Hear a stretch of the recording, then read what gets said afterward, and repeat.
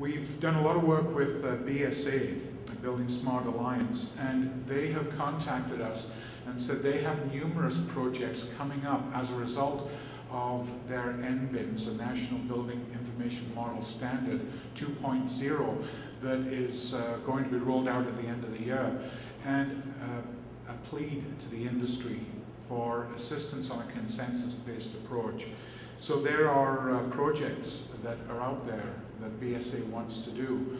We believe we have a lot of strengths here in Canada that can help that group solve some of those problems. But what are some of the current projects we've been working on? Well, over the summer months and from the early part of the year, we've been working on one protocol, and that is the Handover to Contractor Protocol.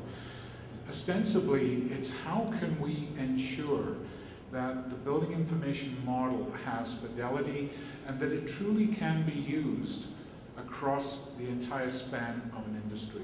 As an example, Paul and I sitting here as architects in a warehouse of 60,000 square feet, we see a 60,000 square foot slab. That's what we'll model. To a contractor, that might be 8 to 10 pours, all with unique situations. How can we make sure that in the handover, that BIM, that kind of fidelity and granularity is built in? That's what we're working on, because that's a concern that came from our members. We're also working closely on evolving a BIM execution plan. Part of what the 7F protocol highlights is that we don't believe we need to reinvent the wheel. We simply need to attach ourselves to the chariot that's moving the fastest and commit the resources and move that initiative ahead. So many of you have seen the Penn State execution plan. Well, what could that become? How could that evolve? Can we take it and make it something that would work in Canada, could work for us locally and nationally? So that's one of the initiatives that we've got. We mentioned our relationship with AEC UK and the effort to get a BIM standard here into Canada, something that we could all work with. Just exactly what do you put into a BIM? What expectations are there around it? Well, again, a lot of work has already been done by the UK, France, Australia, and New Zealand. Why would we suddenly say, let's start all over again here in Canada? We're all working with the same software that's out there. Let's look at something that's being used effectively, and let's make it singularly Canadian. I wanted to talk about our working relationship with the Building Smart Alliance and the role that CanBIM has had. The National Building Information Model Standard, some of you have seen that 1.0 and wondered how could that ever be a standard. 2.0 is taking it a step further. NBIMS 2.0 can be best described as a standard of standards. And in its development, pieces will be taken out, be it an architect working on a project, a contractor, an owner, a subcontractor, a fabricator, a supply chain management entity, you name it, they'll be able to take a piece of this out and use it. It's not an American standard.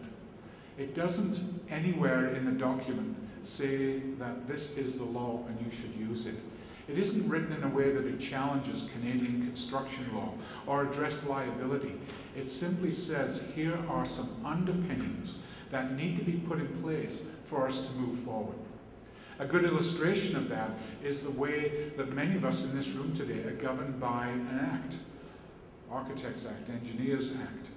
So you have the act, out of the act comes regulation, and out of a regulation comes bylaws and policies. Well, if you think of the ISO standard as being the act, then NBIMS is really just that regulation. And we in turn should be able to write our own bylaws around that. But we need to always work our way back to a core standard. CanBIM was invited to be at the planning table. We have a seat on the planning committee, and we have recently had us appointed to the board of direction, not directors, but board of direction. And some may think, well, what have you really done? Well, to our surprise, it's amazing what we have when you have a consensus-based standard, such as NBIMS. A fundamental part of NBIMS that we got asked to look at was the handover of the MEP, the mechanical handover. Some of our members on the tech committee took that, reviewed it, came back with some suggestions, some concerns, some areas that it could be improved, and the author of that standard incorporated just about every one of those recommendations. So we do have a voice in establishing not only national but international standards as well. And I'm proud of the commitment that our members have made towards being on the tech committee, devoting the time, and actually having something to show for it at the end of the day. As we move forward, NBIMS will become critical to what we do in our industry. Now, some will say, well, it's just an American standard. Well, no, not really. If we open up our building code, we have an NFPA that governs sprinklers. Nobody questions that simply because it is an American standard. But if we think about a standard of standards around BIM, then we have a common baseline language that we're all going to be able to use.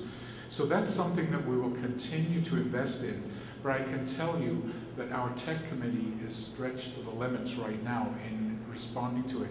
So I do hope that some of you today will, through Jerry, let your name be known and get onto that committee and help make something that's going to be just singularly exciting.